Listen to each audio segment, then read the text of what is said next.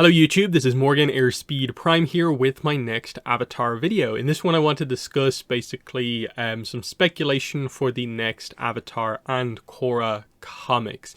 Just because this year obviously is going to be a year where by the end of the year we will have hopefully most of the marketing for the Aang movie and we'll know stuff about Avatar Studios, but 2025 is still going to be a year where all the new content that actually releases is going to be publishing. We're still going to have to wait until 2026 unless something crazy happens to get the Avatar Studios content. So comics are still going to be a focus, the ones that are coming out, plus the ones that are currently sort of unannounced yet. And I think it's worth having a discussion at the start of the year about this ahead of announcements just to see if we, get the predictions right. So, to quickly cover what we know for the year. These are the two books that are actually confirmed to be coming out this year. Now, I'm not covering reprints, I'm just covering new original content. And for the sake of this video, we're ignoring the Free Comic Book Day book, of course, because it's a kind of random kind of short story thing. So yeah, the first Kora one-shot is coming out. It's the Mako one-shot comic, The Mystery of Pension Island, and this is coming out February 25th/26th. So this is the first proper content release of the year. We're a couple of weeks away from it, and the idea is that hopefully by the time we get to in or around kind of late February, we either maybe have some Avatar Studios news already, or we're building up to it because CinemaCon is only a few weeks afterwards.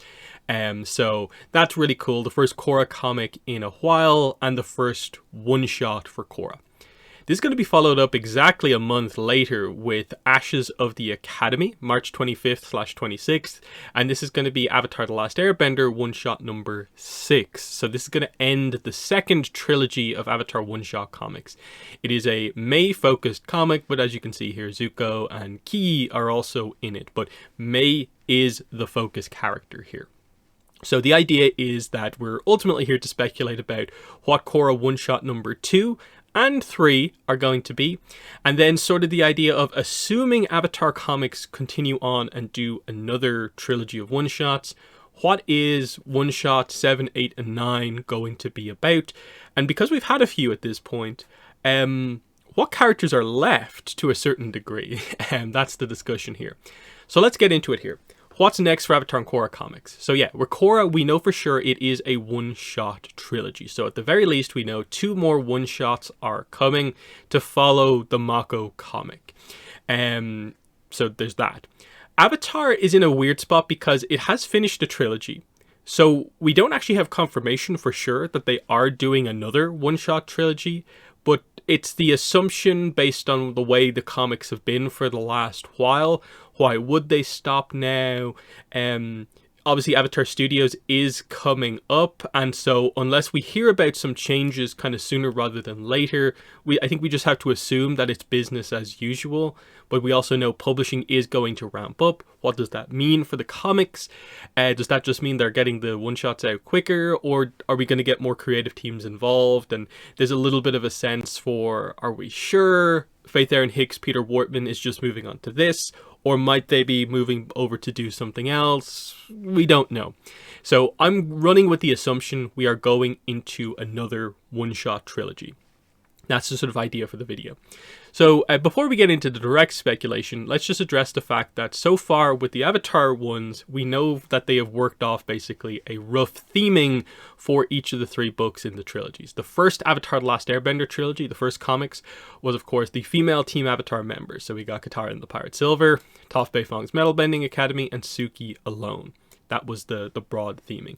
There was no inherent connection between the books because, of course, this one was set during like book 2, this one was set during book 3, and then this one was set in the kind of post-series comic timeline. But the broad connection was that the characters they chose was the female members of Team Avatar. The second trilogy, we have confirmation, is basically it's Fire Nation characters with complex backstories. It's kind of like Fire Nation backstory drama. And so the second trilogy is Azula in the Spirit Temple, the Bounty Hunter and the Tea Brewer. It's an Iroh and June comic, but Iroh is the kind of focus, I suppose, basically here. And then Ashes of the Academy is a Mai-focused book, but of course, Zuko is involved. because Mei's backstory links in with Azula's because they both attended the academy. There's a bit of Azula in here as well, but it makes sense what they went for here. Fire Nation focus, but also backstories was a focus across all of the books with Azula, with Iroh and June, and also Mei, there's backstory stuff in Ashes of the Academy. Kora, it's unclear just because we only have the one book, but Kora is starting off with a Team Avatar member, Mako, as the focus, but also the book is about family backstory drama stuff as well, so it's almost like a partial combination of the two Avatar themes. Bolan is also significantly evolved in the Mako comic. He's on the cover, of course, as you can see there. So it's still Mako who's definitely the focus character. That is clear. So maybe they're leading with main character one-shots to start off with. Just a very simple theme of we're going to hit 3 main lead characters with the first 3 one-shots. So Mako's up first with Bolan. We can go from there.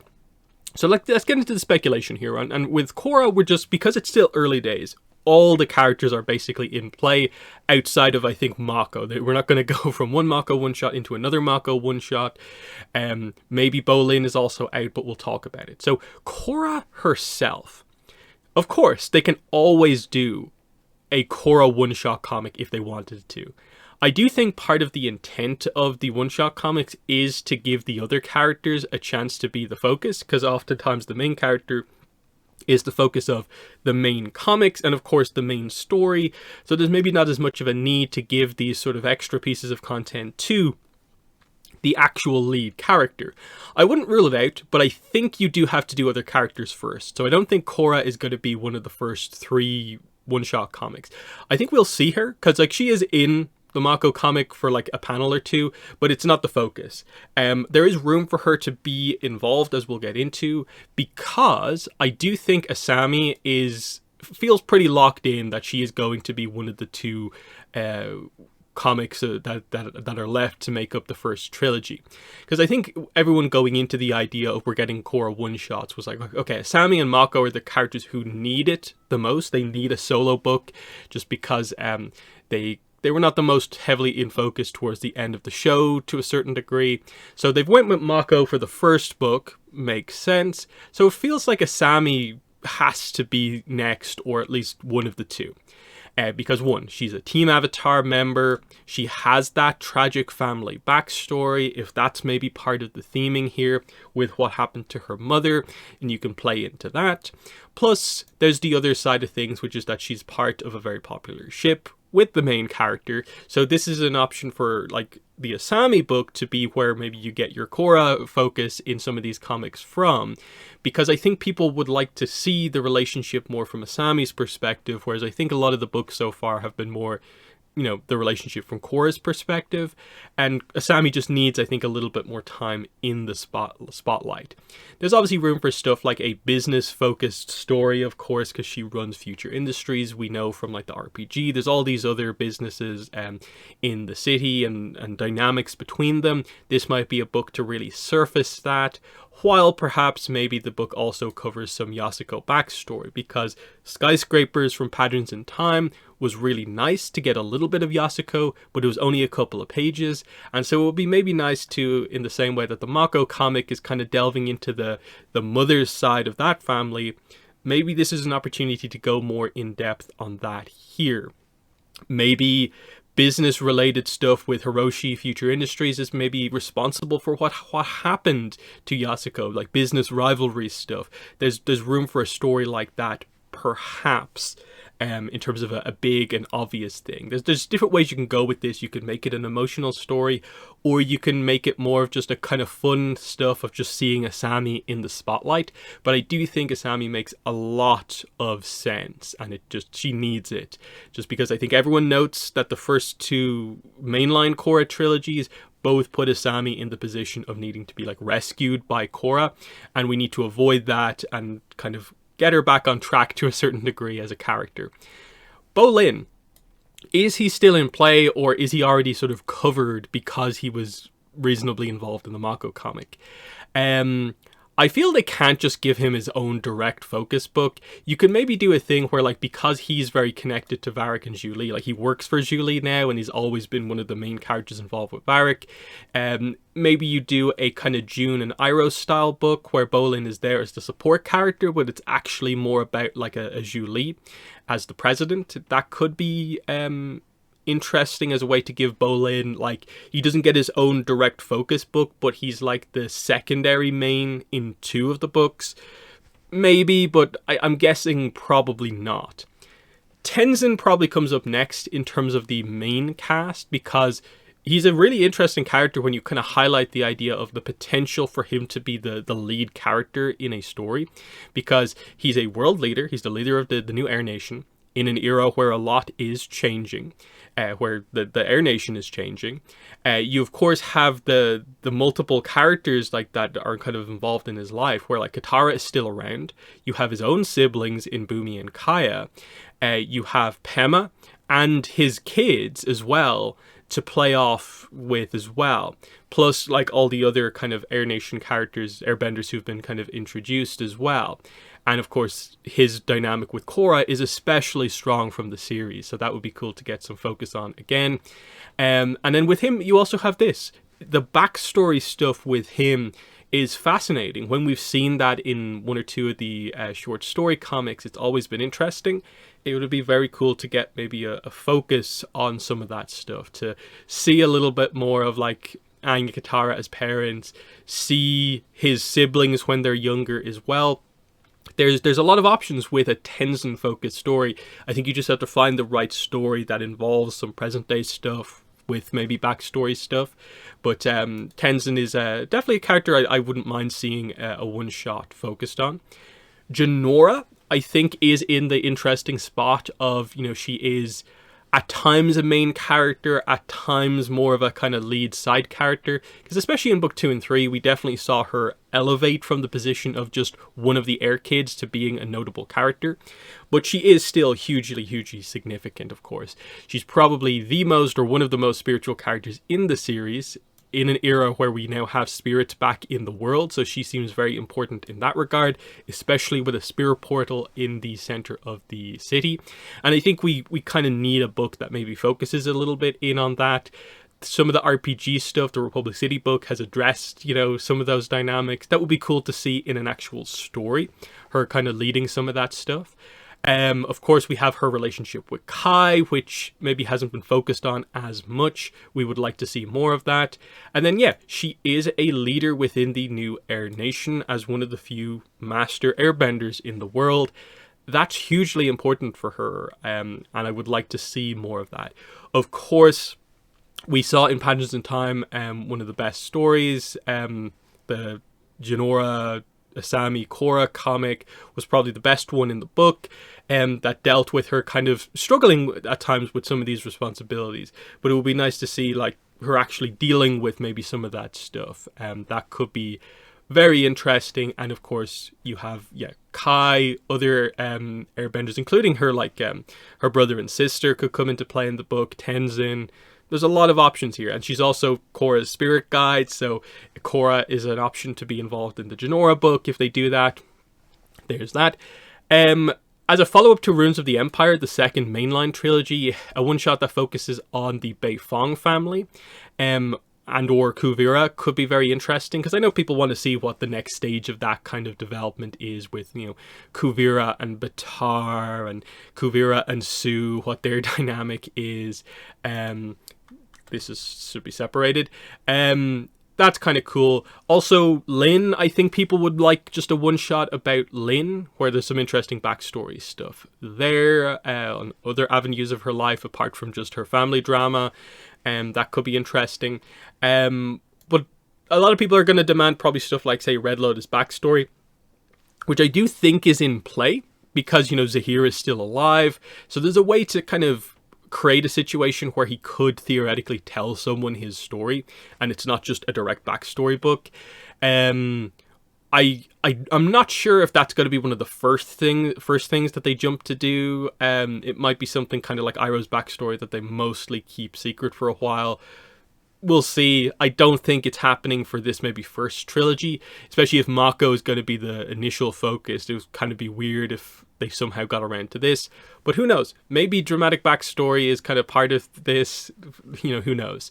But there's a lot of options on the Kora side of things, because there's only been 2 mainline trilogies that have been quite focused on specific things, and other characters haven't been in focus. So there's a need for a lot of characters to get some attention in these books, which is kind of interesting to think about. Moving into ATL8, obviously, again, we're running with the assumption we're going straight into another trilogy of one-shots. Because we don't know what the next book is, we don't have any clue on what the theming is actually going to be. So I just have a list of what I consider to be the sort of like main characters of ATLA. So you have Aang, Katara, Sokka, Toph, Zuko, Suki. That's kind of Team Avatar. Iroh, Azula, Mei, Ty Lee. I think that covers most of your like main cast. That's a core group of like 10 characters that is like most of the kind of main young cast, plus, Iroh there kind of as an older character who makes sense. There's a few other characters you can probably tack onto this if you wanted to, but ultimately when it comes to like action figures and stuff like this, these are the characters you probably want them to hit in stuff like an action figure line and to see straight away. Now, a bunch of these characters are already covered. You can see in yellow, Katara, Toph, Suki, Iroh, Azula, and Mei are already covered, which leaves of the main cast only Aang, Sokka, Zuko, and Ty Lee, plus other characters to still be covered. So let's quickly cover this. Assuming we're not repeating characters again, Aang, I actually do think is on the table here, because we are 7 books in at this point. It has been a while since Aang has been like in a book or the focus of a book, really, because of course he's not in Ashes of the Academy. He wasn't in the Iroh June comic. He wasn't in Azula in the Spirit Temple. He wasn't in really, Suki alone. So like Toph Beifong's Metal Bending Academy was like the last time we really saw him in a book, which was a while ago, really. So Aang's not, as the main character, hasn't really been in focus for a while. He's getting the movie, so I think it might be something that they could do. This many books in, I think, is the right time to open the door for Aang. And there's stuff to do. Like, his pre-war backstory, like prior to going into the ice, is always of interest, because there's all this, he's traveled all over the place and knows all these people, and it's an era we want to know a little bit more about, because it's 100 years in the past, that sort of thing. And it's, the Sozin is still in play at that point, and it's just interesting, like, if they did some more Aang backstory. The other thing, the story that always comes up is, when are we going to address the whole idea of where did the other Sky Bison come from?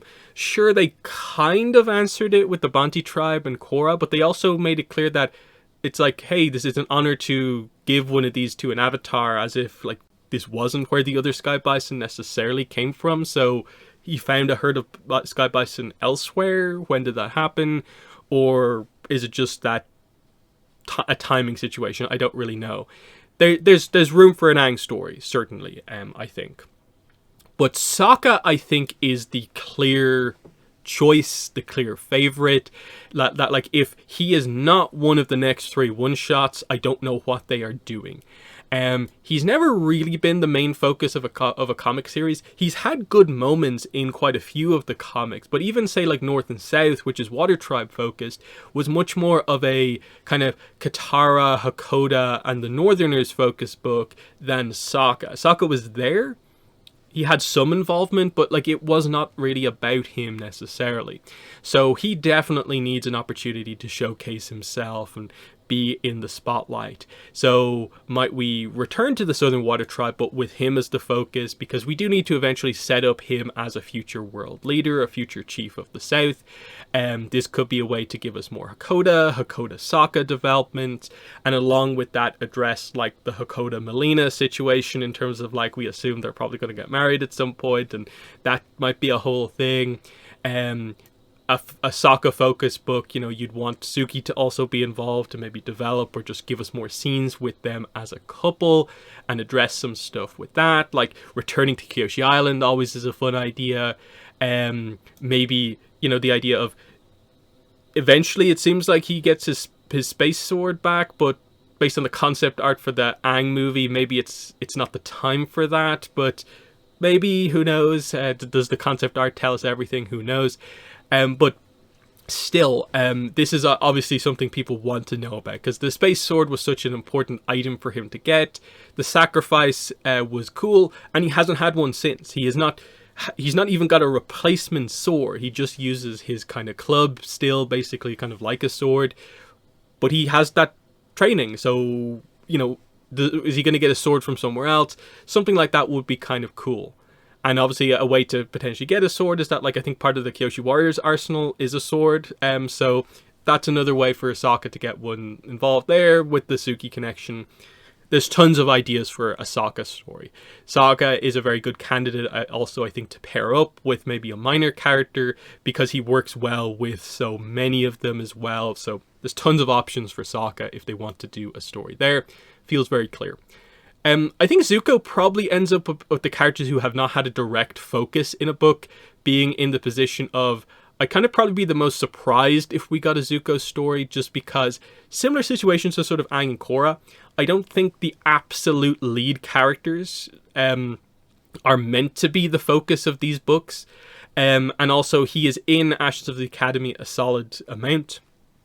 And stuff like, you know, Azula in the Spirit Temple, you know, involves, you know, Zuko and dynamics that relate to Zuko quite a bit. And it sort of feels like, unless you're telling a big story, I'm not sure what smaller story you're telling with Zuko. There's a lot that revolves around Zuko and his family in the open plot threads in the comics, but I can't quite see exactly what the situation is, given the scope of the comics right now, where they're willing to touch on some of the bigger, broader ideas, but not really develop them all that much. And I think if Zuko is to be a focus of a book, we want big progress, and I don't think they're ready for that yet. Ty Lee then remains the last of the kind of main cast members who doesn't have one. And it makes sense that she eventually gets one, because her teammates, basically Azula and May, both at this point have their own books. Obviously Ashes isn't out yet, but when it comes out, the two of the others will have focus, but not her. Now, of course, Ty Lee has been in other comics. She actually appears quite a lot because she's now got the kind of connection to, you know, bodyguarding Zuko and stuff like that. She is a Kyoshi warrior, so there's more of a link in with the rest of the main cast. But it still would be nice to get some attention on her. You know, as a Kyoshi warrior, maybe Suki gets to be involved here as well. It would be fun to see Ty Lee go to Kyoshi Island, the kind of home base of the Kyoshi warriors. That could be a fun trip for her. Especially if perhaps they do a thing where, like, maybe Suki's involved and Sokka goes back as well, and it's a whole thing, and we get to see Kyoshi Island post-war a little bit. You know, there's a variety of options here. Plus, there's always the option to develop some backstory with her, because Ty Lee also met Azula and May at the academy, and, you know, you can tie in some stuff there if you want to, of course. So that sort of makes sense. Like, from those obvious characters, Sokka and Ty Lee maybe stand out the most. So maybe a non-bender theme could be a thing. So then, like, is there a third non-bender that you can add into that list? If not, then who? I throw in Ozai here just because, hey, he is a notable character. He is technically still around. His backstory is still quite interesting because we don't know a lot about the dynamic with Iroh, so seeing some of that would be kind of cool, getting to see some more Zulon in the past. The problem with that is just that I think perhaps if you do tell a story that's Ozai's backstory, people might think you're maybe trying to redeem the character, when we maybe just want to just see what happened in the past. And so in that case, it might be better to probably tell the story more from Iroh's perspective a little bit, but, you know, it's an option. I think after that, you are getting into a situation where you do probably have to either repeat characters or do the kind of team-up books like Iroh and June with the rest of the extended cast, because they don't seem to want to or be willing to do a thing where they just give, like, hey, the book's called, like, Haru alone or something like that. If it's just Haru and no one else on the cover, they don't view it as, like, a book that will sell. So it needs to be Haru plus one of the other characters from the kind of the main character list from above. Other characters, like the Team Avatar B team characters, like Haru, Teo, the Duke could be ideas. The remaining Freedom Fighter characters, Longshot, Smellerbee, Sneers, which would bring Corey into play as well.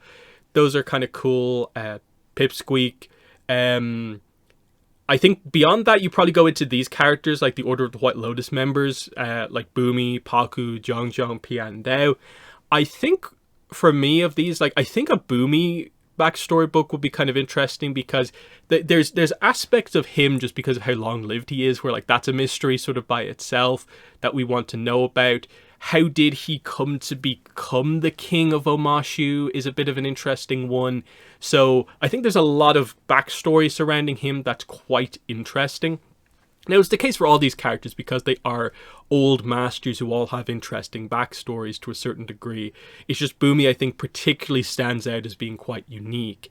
Paku, there's stuff going on there in the past, but it feels like, for the most part, I think the story with him has mostly been told.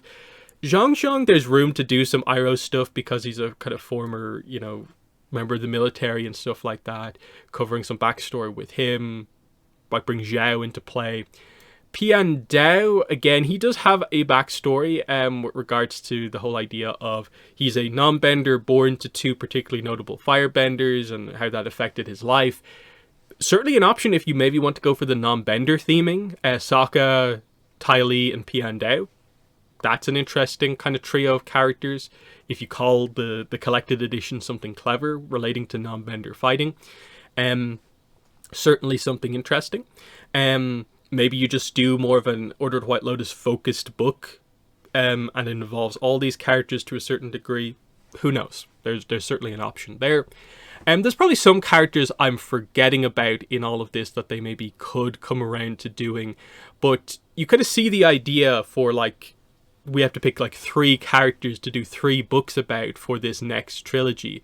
It does get a little bit tricky. You suddenly do start to run out of characters quite quickly. Like I said, Saka feels locked in. Ty Lee, maybe. Do you then go to Aang or Zuko? If you don't, then who are you doing? And it suddenly means you have to go here, and we're maybe looking at do they give King Kwei a book? That could be tricky, unless you kind of move things around a little bit, and then you maybe have to think about coming back around to repeat some stuff, or potentially, I wonder with Avatar at times, is there an opportunity to do a one-shot on one of the past Avatars? Especially one of the ones that are kind of part of ATLA, the kind of 4 just before Aang. So is Roku in play for a quick story? Kyoshi, Karuk, Yang Chen? Maybe, but that would be kind of interesting to see if a past Avatar get a focused comic. I just don't know.